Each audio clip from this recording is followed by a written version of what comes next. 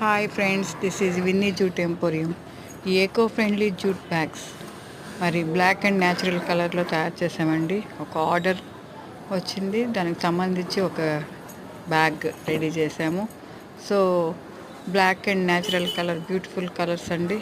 So మీకు ఎవరికైనా ఇలాంటి జూట్ బ్యాగ్స్ అవసరమైతే కాంటాక్ట్ 9493590399. మరి ప్లాస్టిక్ నిషేధిద్దాం, పర్యావరణాన్ని కాపాడుకుందాం. మరి అందరూ జూట్